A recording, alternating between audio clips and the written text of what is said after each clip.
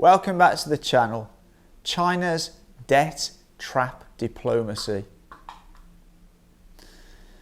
China have a project called BRI, the Belt and Road Initiative. In basic terms, what this is, China are building infrastructure, railways, highways, ports, and even in some cases whole cities around the world in order to facilitate better business and better movement of goods around the world, especially into poor and less developed countries.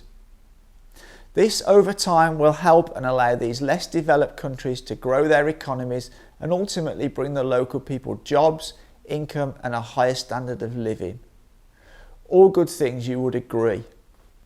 However, the USA and its allies oppose China doing this, as it has been the aim of the West for decades to keep these less developed countries poor and subservient to them.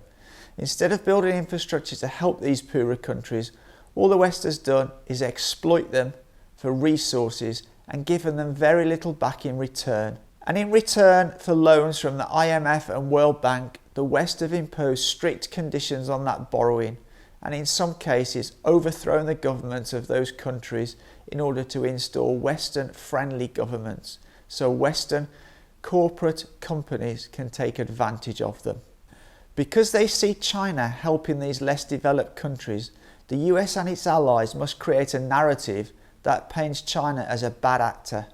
Hence, the West have invented the term debt trap diplomacy.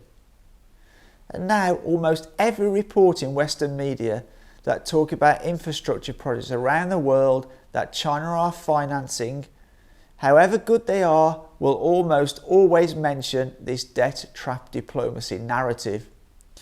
This narrative of debt trap diplomacy has gained a lot of traction and so many people believe it, even though it's not true at all. A recent example of this was the Ugandan airport. There were posts all over social media that China had taken control of Uganda's airport due to Uganda not being able to meet its payments on its loan to China. Looking into it a little deeper reveals that is strictly not true. The Chinese embassy as well as Ugandan government officials have stated that this is a false accusation. Now, Deborah Broughtigan from the Johns Hopkins School of Advanced International Studies has done extensive research and produced analysis on China's investments in Africa and has debunked much of this misinformation relating to this debt trap diplomacy the Western governments and media like to push.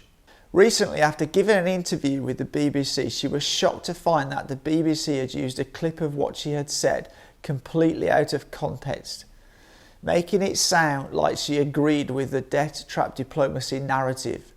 The BBC included no reference to her extensive work of debunking the narrative. And after listening to the broadcast, Deborah says she felt it was clear that the BBC reporter had already made up his mind about the points of view that he wanted to present.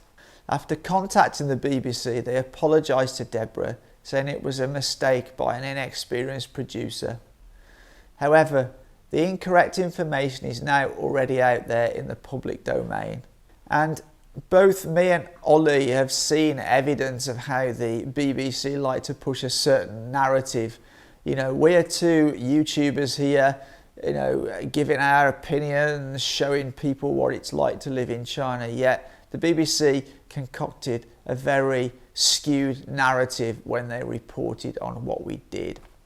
Anyway, in conclusion, the debt trap diplomacy narrative is complete misinformation and is a narrative conjured up by the West to do nothing more than discredit China's infrastructure projects around the world. Now, don't just read the headlines, do your own research and fact checking. However, as always, for now, take care.